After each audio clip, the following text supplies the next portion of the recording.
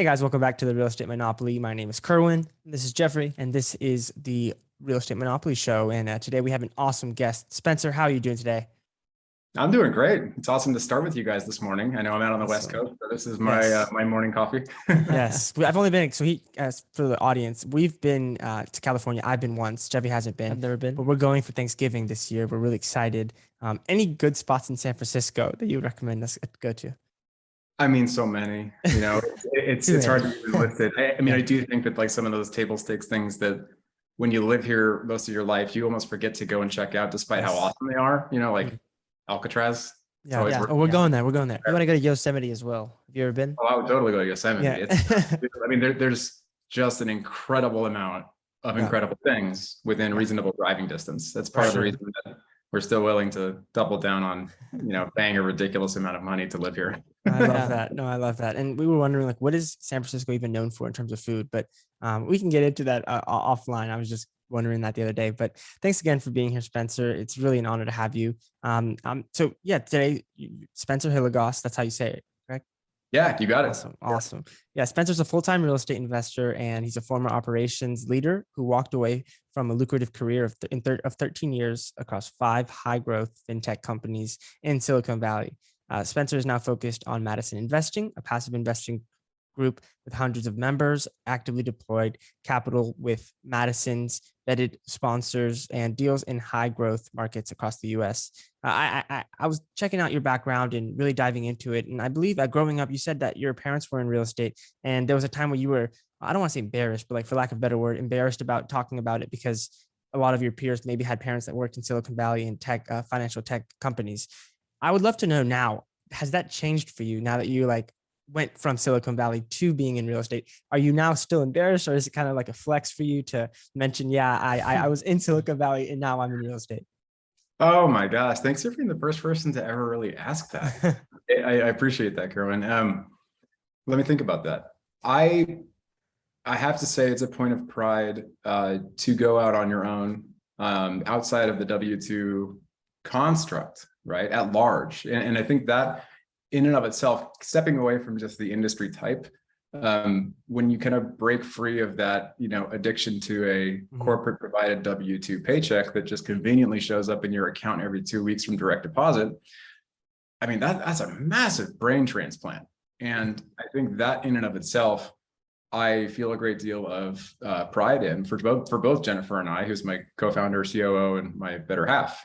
So she and I had 2 separate careers for, as you mentioned, 13 years and totally different industries. And so compared to growing up, you learn a lot as you get older. And I think it's tough for me to distinguish between, is the real estate the flex, or is it really just the fact that maybe I got more secure in my own skin over time? And I think there is an element of also knowing what is it like inside the guts of a lot of these tech startups anyways.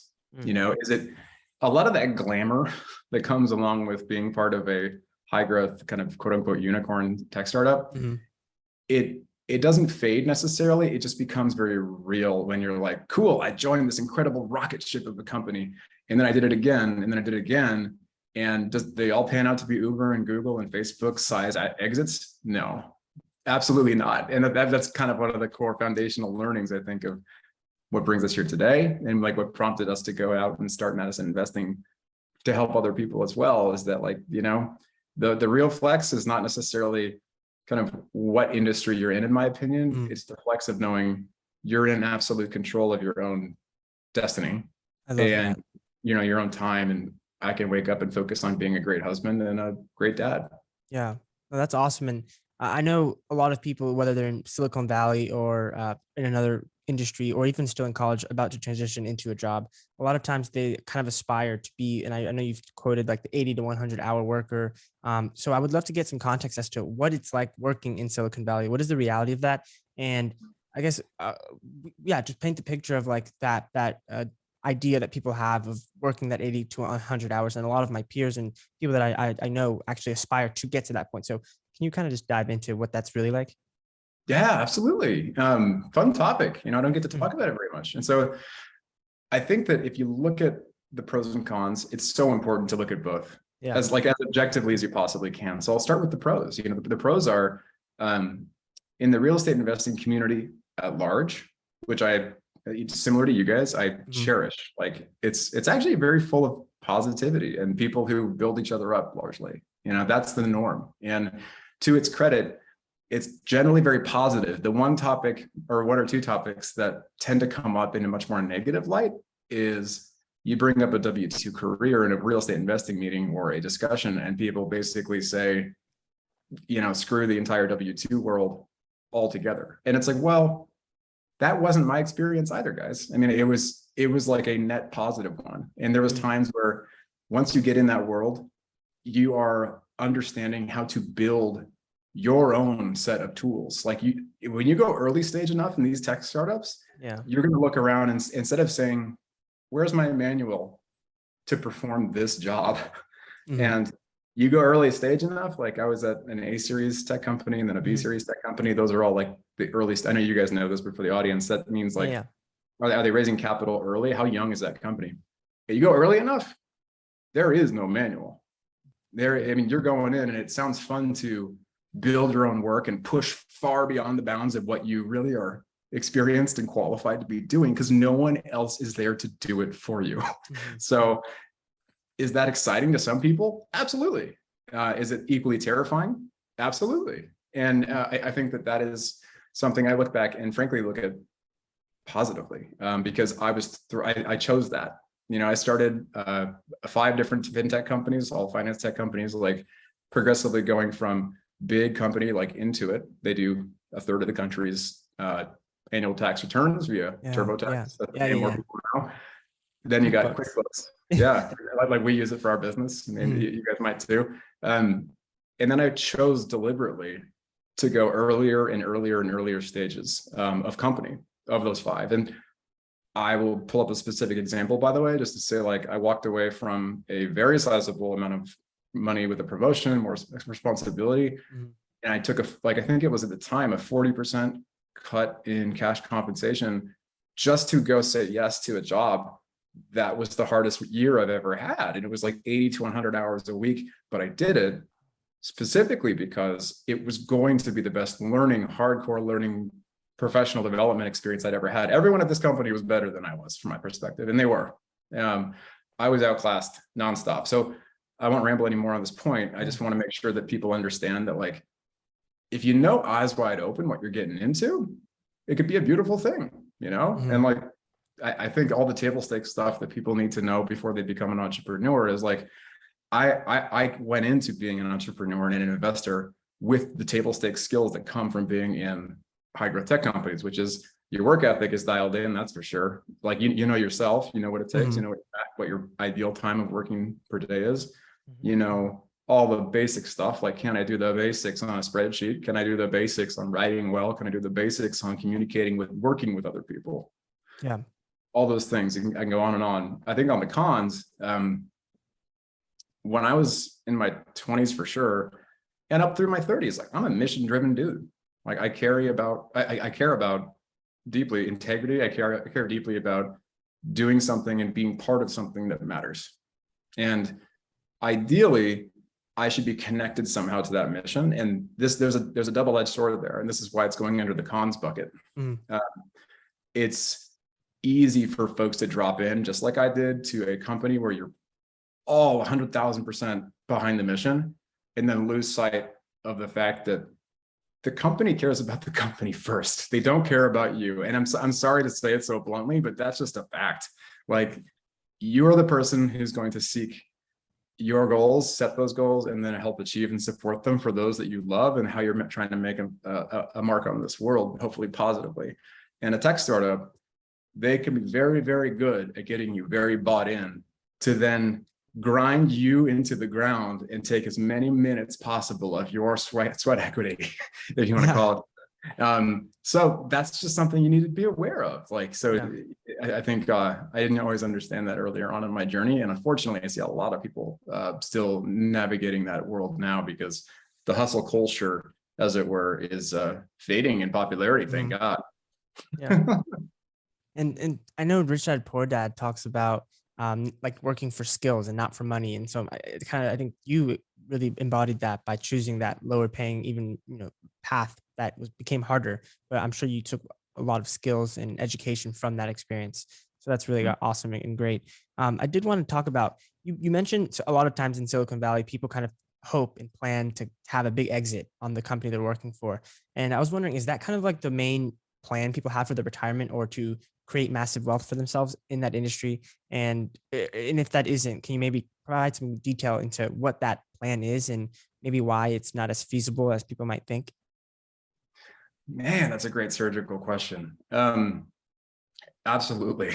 I mean, it's a near and dear topic to my heart. So I think the most educational stories are real, Mhm. and they're told from first person perspective. So like for me, Jennifer and I, we started off like really focused and celebratory about trying to max out our 401ks throughout the time that we were with our W-2 gigs, So we were like, yeah, let's go climb the ladder.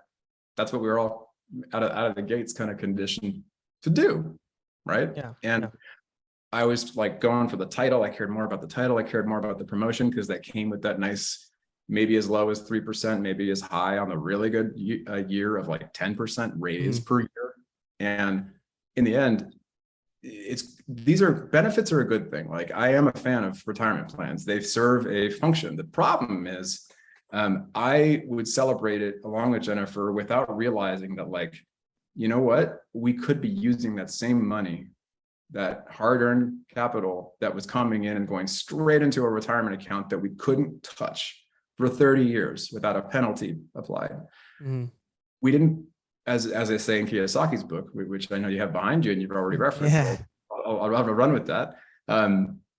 Pay yourself first. And I think paying yourself first is really arbitrary. Like when I first read that, I was like, what the hell does this mean? But ultimately, what it means is like, is someone sitting there and consciously making a decision about saying, I'm going to take my paychecks, make a decision about what's going to happen with those funds that I have access to, and then decide, I'll go pay my taxes that I owe, and then I'll decide this is how much I'm going to put into my retirement plan. So I just wanted to mention that first. It's super dry, super boring, not as glamorous as people who are sitting there thinking, I want to sit here and say, this is how you sign up to go work for Uber or Google or Facebook or whatever and have a huge exit, of course, right? But Yeah.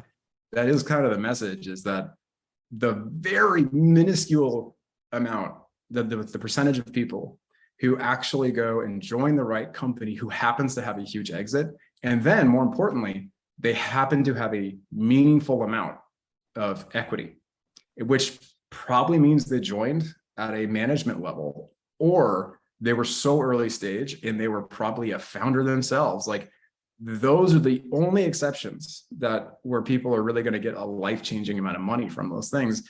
And the chances are just super duper low. So do people actually Mhm. subscribe to that belief? Hell yeah. Do they have the results they want? Typically not. However, is it a bad thing to join tech companies if that's still the reality? Totally not. I mean, you're going to be outclassed in a good way. Like I want to be surrounded by people who are far more capable than I am, because then you're in the right room. Right. As long as you go in with an open mind, curiosity, and all those things, like you can find those things. So like, long story short, I think that company matches on 401ks, I think, are worth using. And I still use those I used those until I left the W2 world, until I didn't have Imagine anymore. Problem is, a lot of early stage companies don't even have them, because they should be putting their funds and their capital to places to make the business stable first, unfortunately. Absolutely. So anyways, that was probably a little bit more 401k than people wanted, but it's such an important topic to me. No, for sure. And you keep touching on how at each of these companies you were surrounding yourself with people that were quote unquote outclassing you. And that's something that we try to do. I mean, obviously we're young and it's not, I wouldn't say it's too difficult to find people that are outclassing us in this space. It seems like everyone has a lot of experience and has a great track record and all that. But that's something that we're obviously doing. And we want everyone in the audience to be aware when you're doing any type of business, especially when you're new. It's important to surround yourself with people that have done it before, have a lot of experience. That will help you get to your goals a lot faster if you're hanging out with people that are doing what you want to do. Yeah, I mean, tough humility, or humble pie, if you will, to Right. eat, right? Yeah. I mean, you're sitting there going, it's okay to say I'm good at these things, I'm not so good at those things over there. Mhm. And I think getting into a position where you're ready to receive that type of feedback just by observation and interacting with other people, Oh man, it's a beautiful thing. You start to realize, you know what? The comfort zone of always doing things right and feeling like you get a gold star A for the day, Mhm. that comfort zone is deadly. It is so incredibly inhibiting. And I'm going to be specific about an example that I'll share here. That first big company experience that I had at Intuit, I was there 5 years. It treated me very well. I'm so incredibly grateful to have gone through that experience. But I took a bet. Actually, they took a bet on me when I went and I took on a job at, I think, $14 an hour, 14.50, maybe might have been 14.50 an hour, which by some standards that's a great living in a certain states, right? Certain markets. Yeah. At the time, to me, that was like a big pay cut, but I took it. I moved on my own dime to, I think at the time I was going to Colorado, to Denver, Colorado, where we did end up living for like 10 years. But I was offered that job because I went in to be a customer support rep. And most people are like, I don't want to do that. I'm better than that. It's like, well, that I don't put much stock into what I am destined to do. Right. It's more like I'm going to go in there because I was told if I work hard enough and if I show up well and I do it relentlessly and I devour education and I lead others and I stretch so far outside my comfort zone daily, I could eventually step into leadership roles. And so that actually happened. And over the course of 5 years, starting off as a customer support rep, I went from just doing that and helping customers, but it was also like a sales role or two within that mixed in, which was very helpful for an introvert like me, believe it or not. And so 5 years later, I was running a facility of like over 200 people. And that was terrifying. Yeah. I mean, that was really hard. There was moments where I stepped in it, as it were, I really made the wrong call or like I said the wrong thing. I can't count how many times. But I bring all that up because like ultimately that was so deeply uncomfortable daily that like I was forced to rise to the occasion. And so clearly I think it's going to be the context matters. I had mentors that cared about me, that were giving me very direct feedback. They cared enough about me to tell me very clearly, sometimes kind of intensely, what I was messing up.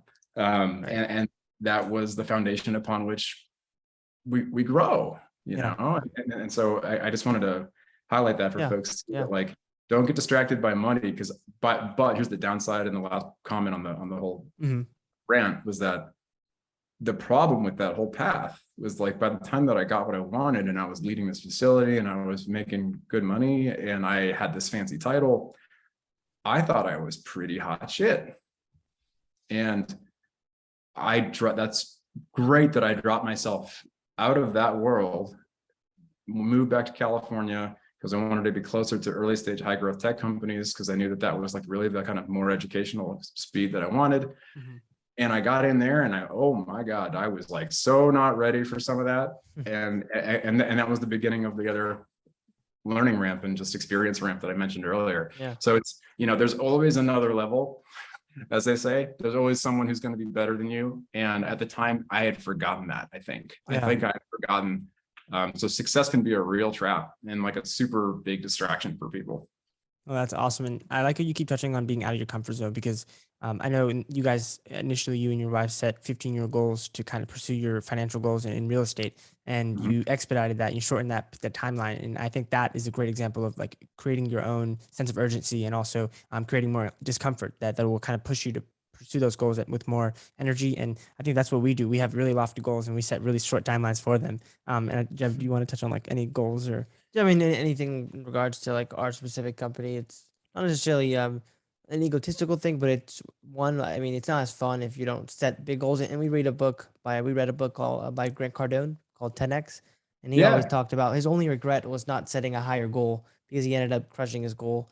And that's the exact same thing that I don't want to look back and regret. Right? I want to have had that goal and set it as high as possible. And if I fail to meet that, I mean, that would be better off shooting for the moon than if I never shot that high in the first place. I appreciate you sharing that, guys. I mean, I think the 10X goal is the equivalent to, from what I understand, to be, what was that acronym that I heard for so long in the corporate world? It was the BHAG. I've heard of that. Big, hairy, audacious goal. The big hairy, audacious goal. Kind of a gross term, but it's the same idea, right? And I find that to be absolutely true, is Mhm. like the key word there being audacious. Mhm. And is audacity a good thing inherently? Actually, I'm not sure. But when it comes to goal setting, when it comes to sticking your neck out for something you believe in, when it comes to having big expectations of yourself, those are absolutely the time Mhm. to deploy Yes. audacity, in my perspective. And I'm going to give you a totally nerdy guy here and just say outside the scope rather of real estate investing and entrepreneurship and career. Like, here's where else I would apply it. Like, and this is not what the podcast is about clearly, but like, we all have hobbies and passions outside of work. Mhm. I play a bunch of guitar, been playing guitar for 25 years. And during COVID 2020, I was like, you know what? We're in this lockdown in California at the time. I have no excuses not to become like a truly kick-ass guitarist, right? And I was just like, I don't have a full-time job anymore in the corporate world. Let's just go do this. So I set the audacious goal. I never would have had the confidence to go and do that had I not gone through the entrepreneurship experience of setting audacious goals for our business. As weird as that sounds. And like, I just think that anyone out there who wants to, make a major pivot in their career, learn a new hobby as like a true expert or Mhm. professional, build a skill that they're terrified of learning and then fall on their face 1,000 times before they finally figure out how to do it, what have you. Audacity is an incredible way to go about goal setting in particular. So I really appreciate you guys sharing yours. Yeah, That's awesome. no, for sure. That's awesome that you said that too, because I'm actually interested in like writing a book, and just personal like fiction, and that's something that in my business we set really audacious goals, and so I had a come to myself moment where I was, if I'm going to be setting high goals in my business, then I'm a hypocrite if I don't do that in the other pursuits and hobbies that I want. So Yeah, very very similar to what you just mentioned, kind of tying it back into that 15 year timeline. And also, I know you use this phrase financial offense and financial defense. Can you kind of touch on it and expand on what that means and how that kind of has manifested itself in your journey and helped you with goal setting? absolutely. Yeah. I think platitudes and sayings, I like everyone else, there's a part where I'm like, I hear one like financial offense and I'm like, God, that sounds contrived. It sounds kind of stupid. But frankly, coming back to the whole audacity thing, Mhm. there's, I think, a key learning before we talk about financial offense and defense is knowing when is most important, like deadly important, to not be jaded and cynical about certain goal setting. Because like, just because something sounds corny and just because something might be created by a person maybe that you're not necessarily super supportive of or whatever, don't write it off. I used to do that all the time. And like, this whole notion of financial offense and financial defense, that actually comes from like a really meaningful, deeply impactful period of my life. I'm not going to go deep into this. You probably heard it because you told me that you'd actually listened to a conversation of mine or two, and I was really flattered. Went through a tough time for about 10 years earlier in my life. We call it like dark decade in our family. And it's like my dad's business as a broker that I worked in when I was younger. Mhm. Uh, it really downsized because like I lost my younger brother to cancer. There was like a bunch of additional unfortunately deaths, not to get too grim here, in my family. Parents got divorced and like all these things happened, kind of culminated in my dad's business downsizing and our lifestyle downsized. And what's the learning there for me financially? All the way back to your question, Mhm. referencing Kiyosaki for a third time on here. The bucket analogy and the pipeline analogy that he introduces in that book really correlate. And I'm going to tie this all the way back to why it mattered to me going through this experience when I was younger, because it informs how I'm a dad and an entrepreneur and CEO of our company now. My dad's income was the only income that we had in our family, and it was good income until it was gone. Mm. And that's active income. Kiyosaki would call that the example of the bucket, not the pipeline. The bucket being you kind of carry, the figurative money over to your desk, you dump it on there, you go back to the well, AKA trading your time for money in your day job. And then you do the whole rinse and repeat thing again, because if you stop working, that money stops flowing. Mm. Unlike the pipeline being, it just keeps flowing. Maybe you have a health issue. Maybe, unfortunately, you get hit by a bus. I'm being grim Mhm. here, but just to be dramatic, these things actually do happen. And like when you have other people relying on you, and like I'm a dad now and I have a family that relies on me and people I want to show up for, I don't want, and this includes day jobs, this includes W-2 employment that I used to think was so stable, and I believe wholeheartedly now is way more risky than being an entrepreneur and full-time investor. If I stop working, we're fine. And that is the financial offense that I want to tie this all the way back to, is like those early moments for me help me understand that there's nothing stopping us when we set that 15-year goal and chopped it in half because it was too long, from saying we're going to aggressively add income streams for our household, so that if something happens, God forbid, to me and or Jennifer, or both of us, and we have to take care of our kids still, we have like dozens of income streams coming in, and adding income streams is the core of that financial offense playbook. Not just sitting there and waiting for an employer to make us wealthy. We're building income and income streams aggressively every single week and year. Yeah. And that's financial offense. Financial defense, very briefly, is just, I think I can't answer that question without talking briefly and mentioning the FIRE movement. Yeah. I think that the FIRE movement, meaning financially independent, retire early. I know most people know that now, but just want to mention it. At the core of that, it really has this nugget of like frugality, but I kind of more subscribe to, if I had to pick one, the fat FIRE movement, which is less about frugality and less about contracting your expenses. It's more about expanding your means so that you can then be independent. So do I believe in frugality? Absolutely. Like we still have a used car that we've had for like 10 years, Do I like cars? Of course, like everybody else. But like, do we need a new car? No. Did we stay in our first home for 9 years, despite the fact it was 100 years old out here in the Bay Area, a little tight square footage wise? Like we could have upgraded years ago. So frugality does matter on some levels. And I think that defense also just simply means taking the time to go understand how taxes work. And it's like the driest topic that no one ever wants to talk about. But as a guy who worked at the company that makes TurboTax, and I didn't give a crap about taxes, you're giving half your paycheck away. So I strongly encourage people to start finding a way to care more about it. And that is very important for financial defense as well. Well, that's great gold nuggets. I appreciate you sharing that. And this is going to be our last question before our speed round. But I did want to touch on an article you wrote in the Forbes. It was about the 3 different types of fear. And I believe the first one was just the fear that it's too risky to get into real estate.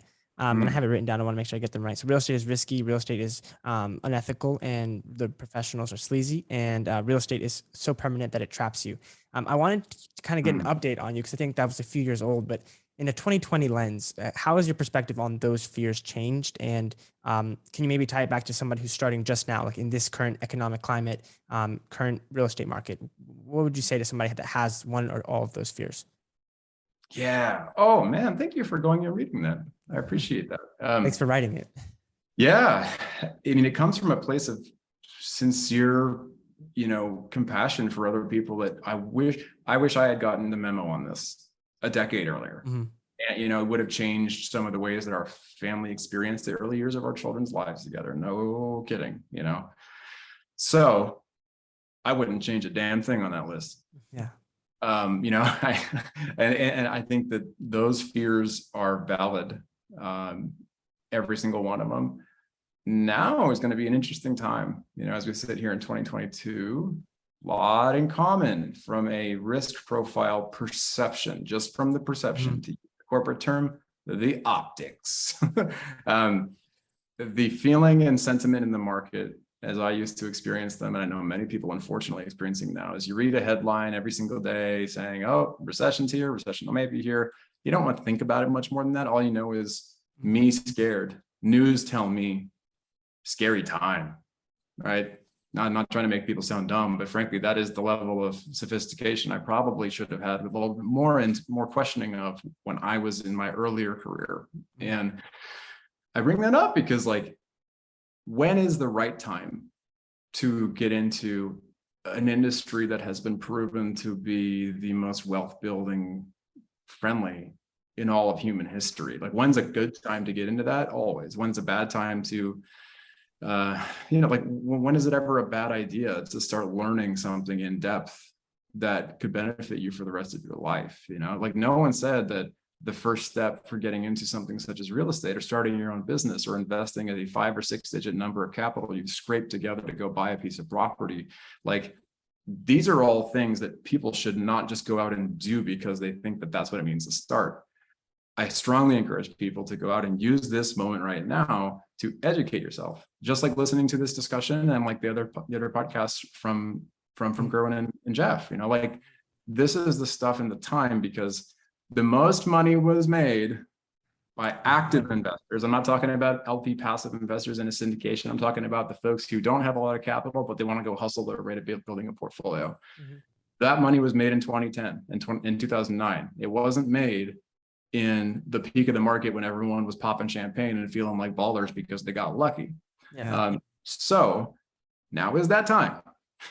And so don't just sit there and think you're going to be competing out there in a year or two with the people that have been waiting and have like 7 to 8 to 9 figures literally of capital to go deploy and scoop up great deals on real estate. They're going to be way more ready and been preparing ahead of others. Now's that moment. Now's that moment to go learn. I read 24 books and listened to 400 podcasts before I decided to then start taking action on real estate. That was way too many.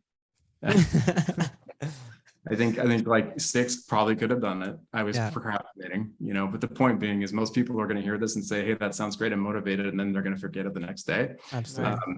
You know, the people who actually intend to add zeros to their net worth will take it more seriously and they'll start doing something about it. But sorry for the soapbox.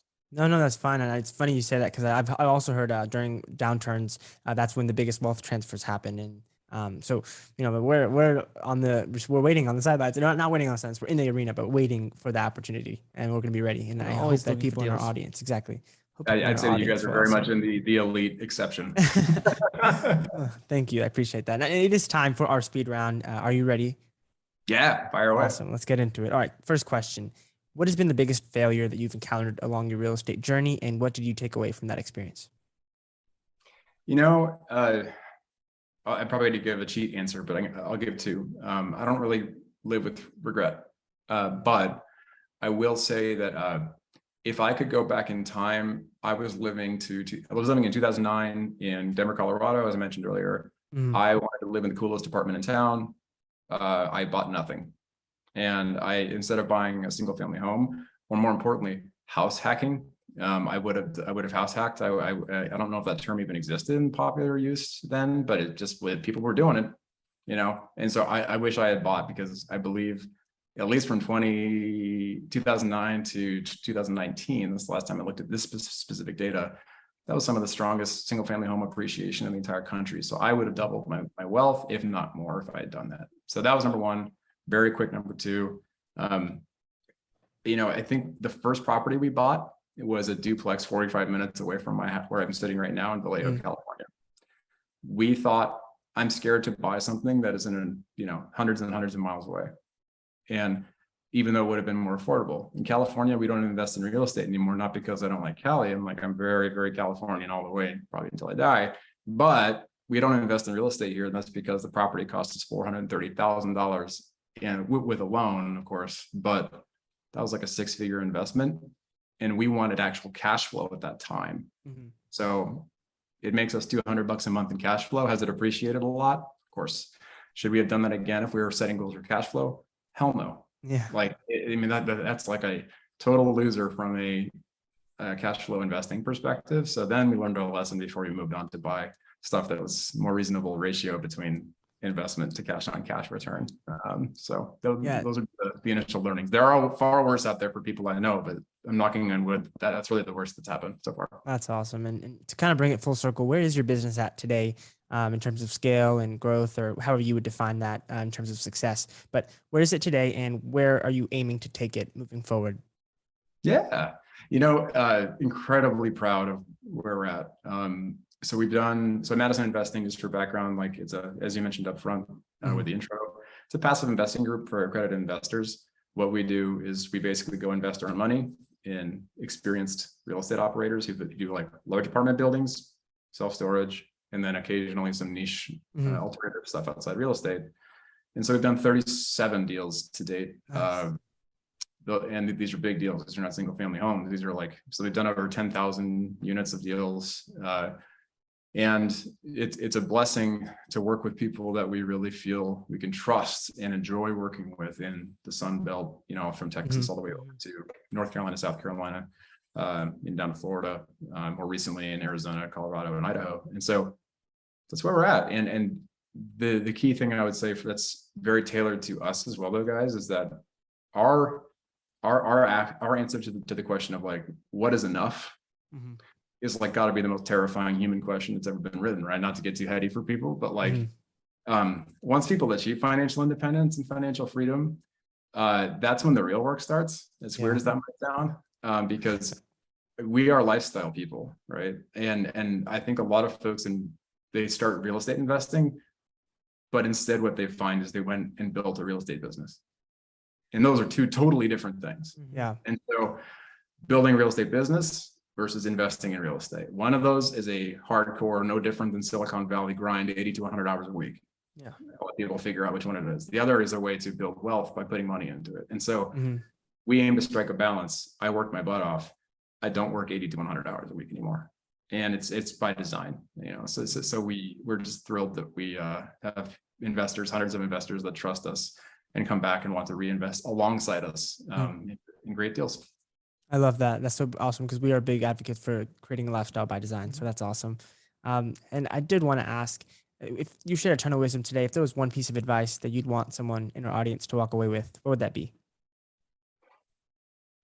Find a spark to get curious about something, and as that might sound generic and you're going to be like, oh, I want something more actionable, but like for real, like people, don't force yourself to somehow wake up one day and love an aspect of, if you want to go with real estate investing, and like, I'm not going to wake up someday and love underwriting. Like, I just like, did I do it? Have I done it? Do I do it every week? Yes, I do. Does it feel more like the work part of my life? Yes, it does. And, does talking to investors feel like a lot of work to me when I reconnect for the 9th or 10th or 30th conversation with a person who's invested 7 figures of capital with us over the course of years and is super happy with the outcomes? That ain't work. That's joy. And it's with a friend, essentially. Yeah. And, and so I just think getting curious about it, but the vice versa happens for so many wonderful, brilliant people out there. And they say, I have zero interest and I'm terrified about talking to investors. I would love to spend 12 hours a day in a spreadsheet. And I'm like, I don't understand, but I'm so happy that you have that interest for real. And we're a good complement. Yeah. So just find a way to get curious, but don't pigeonhole. Don't try to force yourself into loving something that you don't love, but maybe give it a good old college try and then see how it pans out. That's great tip. Last one, I did want to know, you said you read 24 books when you first started. Which one was the most impactful for you? Oh man, that's a tough one. I mean, I will have to say Essentialism is probably the one. Okay. By Greg McKeown, and you guys are nodding like at least you're familiar with it. I've probably gone back to it 3 times at least all the way through. And Awesome. I use a blend of audiobook and written. I would just highlight for folks, why is that important? Why is that my favorite? Not a real estate book, more of like a business personal development book. And it's so critical because we all have the same finite amount, all of us, of time per week, whether like you're the Pope, whether you're Oprah, whether you're just another person working a desk job, 24 hours in a day. The reason the vast majority of people don't do anything big in life or achieve their goals is because they say no. They don't say no. They say yes to everything. They say yes to coffees and lunches and barbecues galore, instead of just taking a focused 2 to 3 years of time in their life, saying no more often to make time to work on that one thing, and then completely changing their life, literally, for the rest of their life. So essentialism literally gives you ways to say no to your friends and your colleagues and people you care about, and keep your social graces intact. I think it gives you 5 ways to say no. And so I just wanted to mention that. That's awesome. Yeah. And thank you so much for your time and all the knowledge you dropped today. It was really great talking to you. If anyone in our audience wants to learn more about you, Spencer, or just follow you on your journey, where can they go to do that? Yeah, probably at our website at madisoninvesting.com. So we are accepting new applications from accredited investors. And when folks actually right now, if they go and sign up on our website for a newsletter we do monthly, they'll also get a chance to book a strategy call with me. My calendar is available on there. So starting, I think, as early as next week, folks can throw that on there, and it's a no obligation thing. We can just nerd out on real estate or investing or really whatever they want to use the time for. So I love those calls. It's just like a long view, kind of get to know each other, but also talk about nerdy things, which is my jam. Awesome. Thanks so much for your time, Spencer. And thanks to everyone for tuning in today to the Real Estate Monopoly Show. Please leave a 5-star review and share a comment if you got any value. Let us know what you thought. And yeah, tune in. Make sure you guys go out there and take action.